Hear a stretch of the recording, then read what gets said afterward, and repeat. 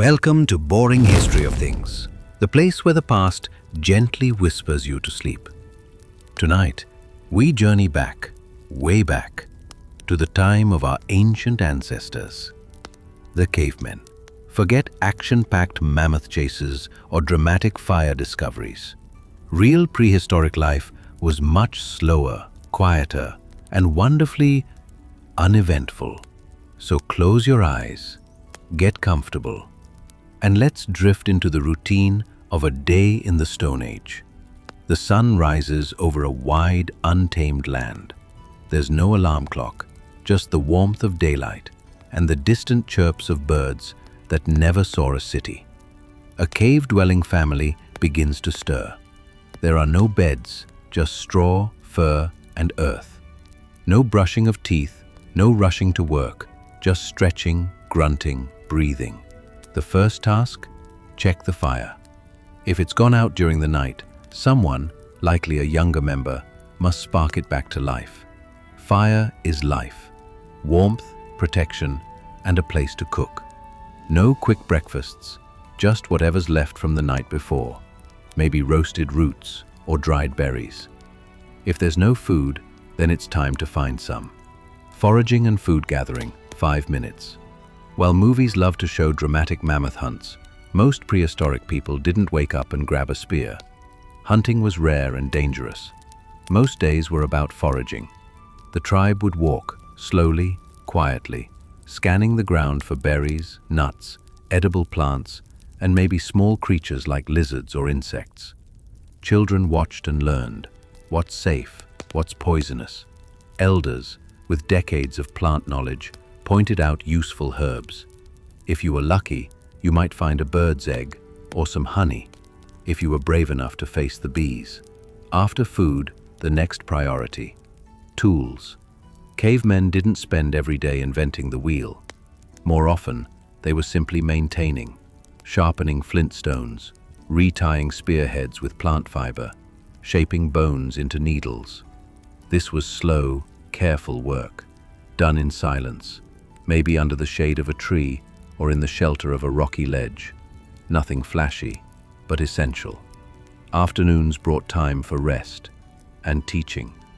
Knowledge passed slowly, through gestures, imitation, and sounds. Older members might show children how to shape clay or weave twine.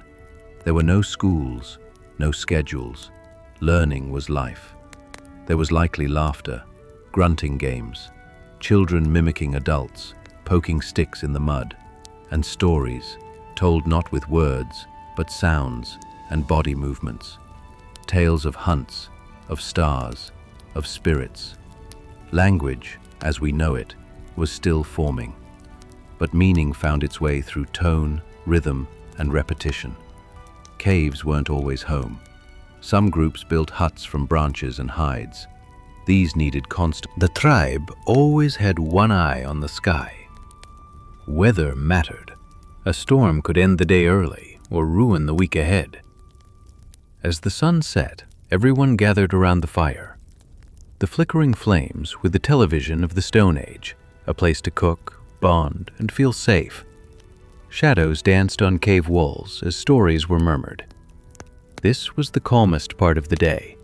Bellies full, tools laid down, babies bundled. The fire crackled, the air cooled. Someone might hum or tap stones together. Rhythm and repetition, a primitive form of music. Not every day, but some days, art happened. Using ochre and charcoal, some members of the group, maybe the more thoughtful or observant ones, painted scenes on the walls. Animals, hunts, handprints. No one rushed. These images weren't for decoration. They were for memory, for magic, for meaning. The simple act of blowing pigment around a hand was a way to say, "I was here." Sleep came naturally. No blue light, no late emails, just the darkness, the cool air, the occasional howl of a wolf in the distance. People slept close for warmth and safety. The fire died slowly. Dreams came silently.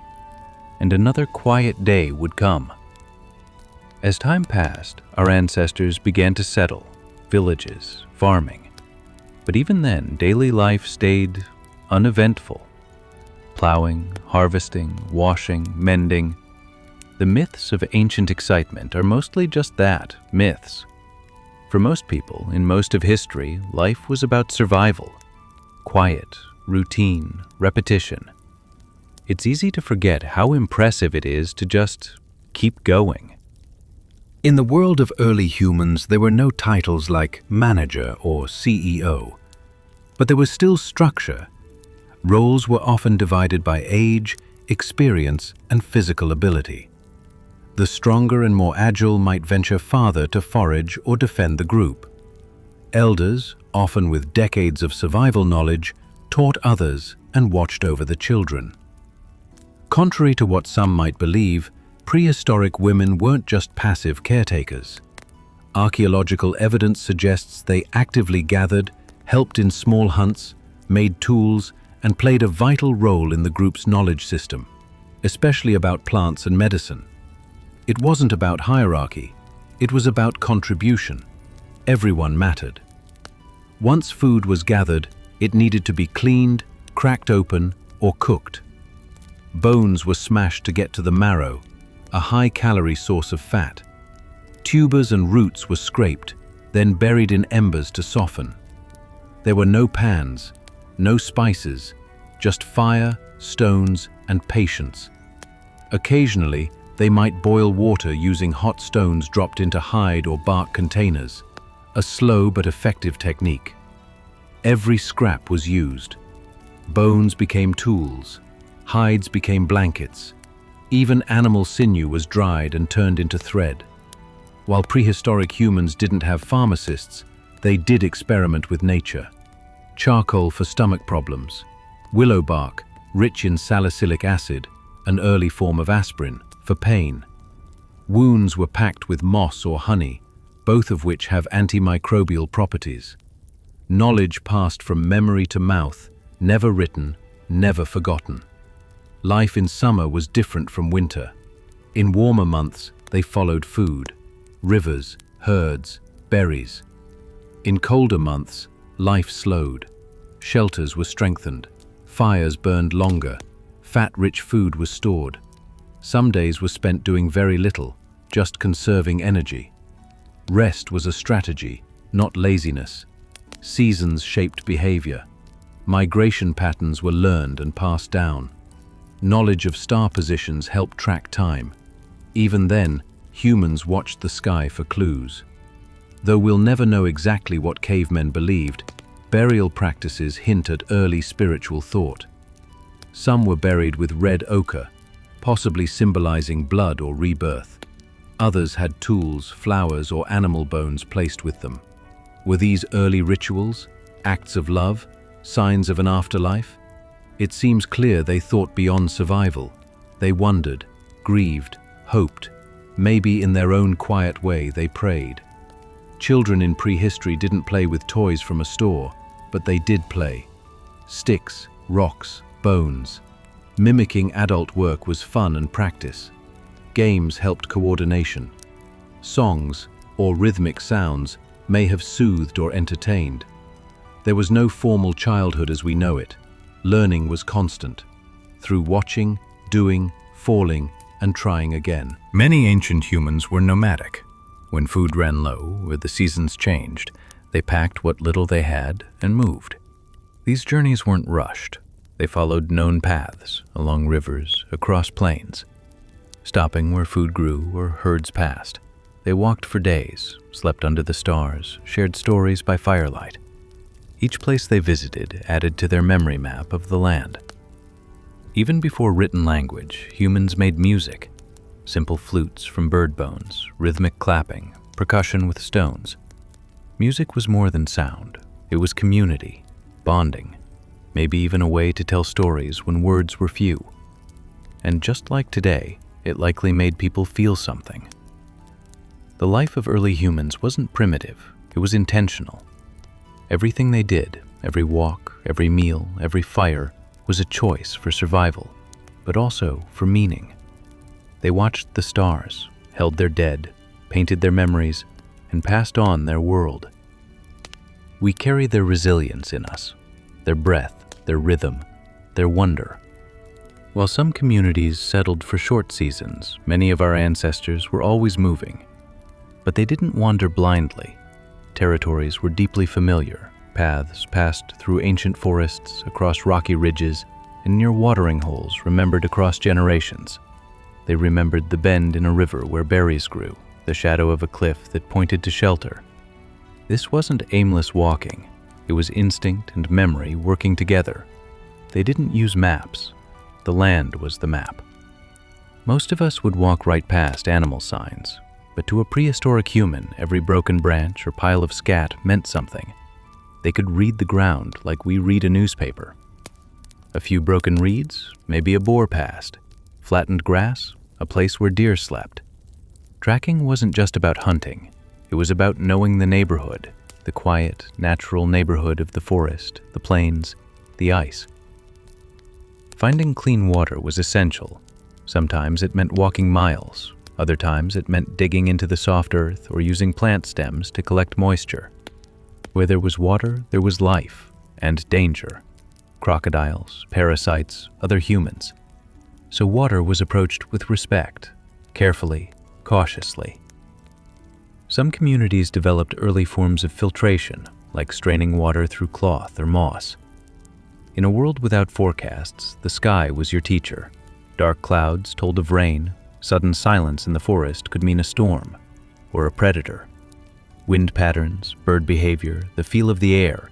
Some groups even built simple rock structures to track the sun's movement.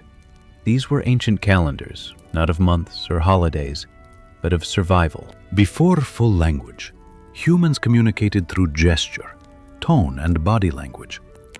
A nod meant go. A raised hand meant stop. A certain grunt or hum had specific meaning. Food, danger, here. Much like early babies today, meaning came before words. Over time, vocal cords and brains evolved. Language slowly took shape.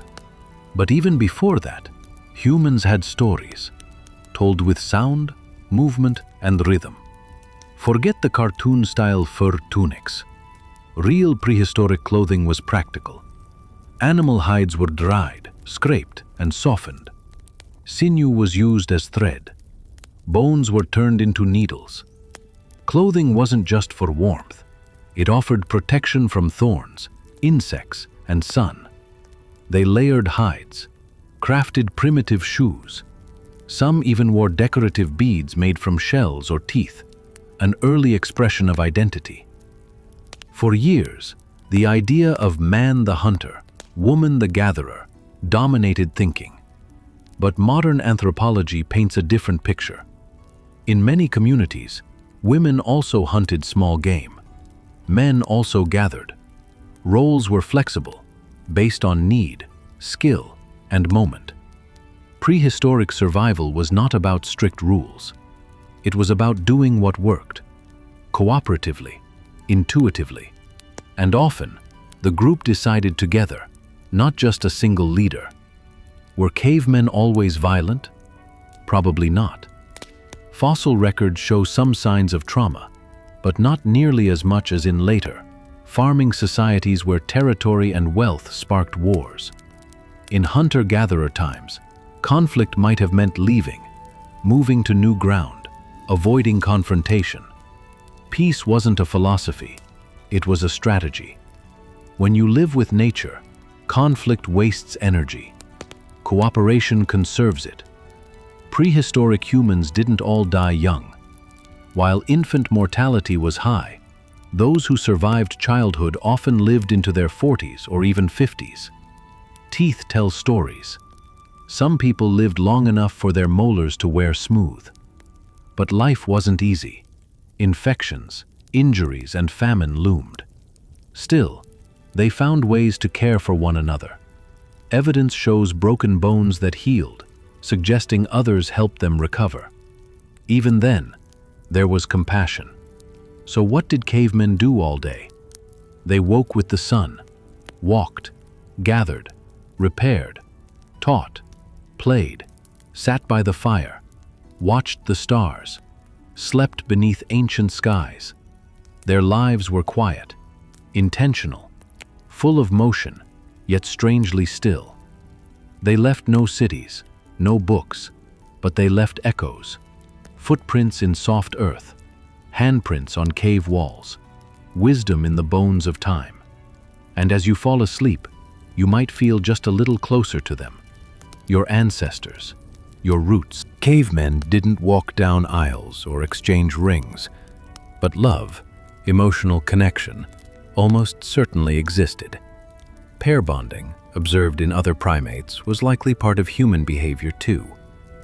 A male and female might form a close partnership, sharing food, raising children, protecting one another. Romance wasn't roses or poems, it was bringing back extra roots, staying close during illness, building shelter side by side. Children born from these unions were the center of the group, cared for not just by parents, but by siblings, aunts, elders, a web of care. This wasn't nuclear family living, it was community parenting. Today, we're rarely far from noise, but in the ancient world, silence was everywhere and deeply meaningful. Listening was survival. You learned to hear the difference between a bird's alarm call and a predator's rustle. You knew the sound of approaching rain. But beyond survival, silence created space.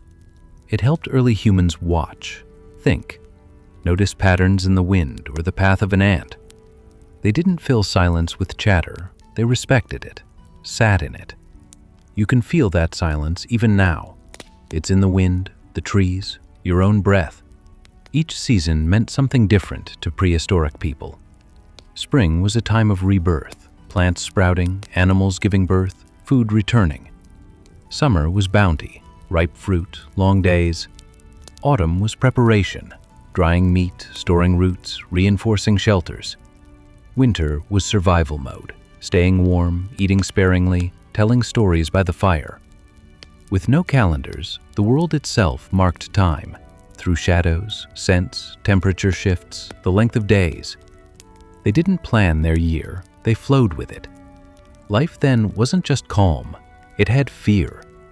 A sudden roar in the night, an illness with no cure, a loved one who didn't return.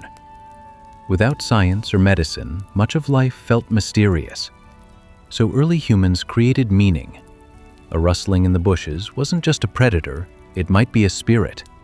They whispered charms, made carvings, hung bones or feathers as protection. Superstition wasn't ignorance, it was comfort in a world that couldn't be controlled. Even for nomads, home existed. It might be a favored cave, known for staying dry in storms, a bend in the river where fish always gathered, a hill where the sun rose just right. Over time, returning to these places created a feeling, familiarity, belonging. Home wasn't four walls. It was a place where the group had laughed, shared food, told stories, grieved, where handprints marked the walls and ash from old fires still lingered.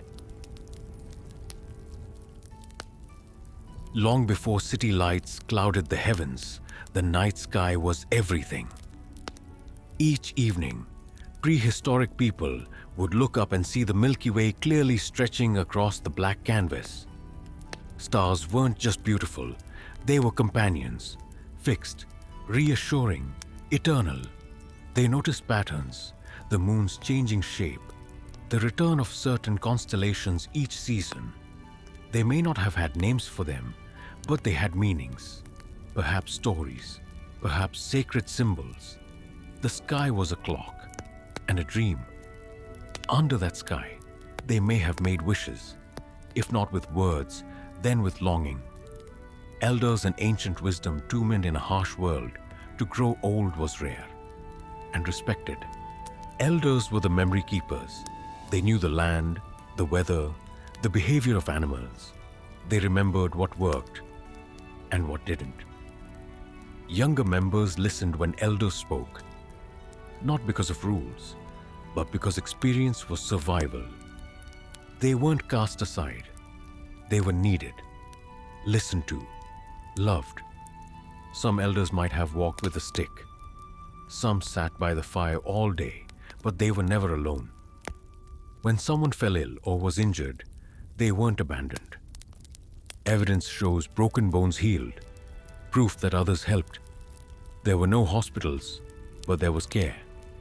Wounds were washed, moss used as bandages, honey or clay applied to infection. There may have been chants or gestures, simple rituals to calm, to soothe, to will the body to heal. Healing wasn't just physical. Comfort came through presence, through hands, through quiet watching. Prehistoric art wasn't just decoration, it was communication. They ground red ochre from rocks, burnt sticks to make charcoal, crushed berries mixed with water or animal fat to create pigment. The handprints on cave walls weren't accidents. They were identity, a signature, a moment frozen in time. Some images were of animals, buffalo, horses, deer, drawn with surprising accuracy. These drawings may have had magical purpose, calling the hunt, marking a dream, or perhaps just expressing wonder. Before temples, there were stones arranged in circles. Before priests, there were shamans, maybe the quiet one, the dreamer, the one who seemed to feel the world more deeply. Rituals may have been simple, a dance around the fire, a carved figure placed on a rock, a chant passed down from one generation to the next. In times of birth, death, storms or sickness, ritual helped create order in a world full of uncertainty. Not superstition, not religion, just reverence. Rain was a blessing and a curse. It cooled the earth and fed the plants, but it also made travel difficult and shelters soggy. Inside a cave, listening to the rain drum above, there was comfort. The fire crackled, shadows danced on stone walls. Prehistoric people didn't have windows or locks, but they had warmth, togetherness, and patience. Rain meant rest, stillness, waiting for the world to rise again. The birth of a child was a quiet miracle. There were no midwives, no sterilized rooms, just the warmth of community, the support of women, the hope in the hearts of all. A new child meant the group had a future, a life to protect, a story to continue. Babies were swaddled in fur, fed by the fire, rocked with rhythm. Their cries were the first music of life, and perhaps the beginning of lullabies. When someone died, their absence left a hole. Maybe they were buried in a familiar place. Maybe ochre was sprinkled. Maybe tools or beads were left with them. Caves show signs of ritual burials dating back tens of thousands of years. Clearly, even then, death wasn't seen as the end. It was something more. The group grieved in silence, or with sound, or with ritual. They remembered, not with photographs or gravestones, but in the way someone built fires, or how they laughed, or the cave wall they once painted. Love didn't stop. It changed form. Each day followed a quiet rhythm. Wake, gather, mend, teach, eat, watch, sleep. It wasn't exciting, but it was real. Without distraction, they noticed small things. A leaf curling, the sky's color before rain, the tracks of a fox, the smile of a child, the hum of bees. Their world was slow, present, alive. Now it's your time to rest. You've walked the plains with them, sat by the fire, painted shadows on cave walls. You've remembered the simple life, the slow, kind, human one. As your breath slows, imagine the warmth of fur, the softness of the earth, the echo of a night bird far away. You're safe. You're home. You are part of an ancient story, and just like them, you can sleep under the same stars, unchanged for 100,000 years. Good night again. The past is quiet now. You can be too. See you in the next video till then. Subscribe my YouTube channel and hit the like button. Good night.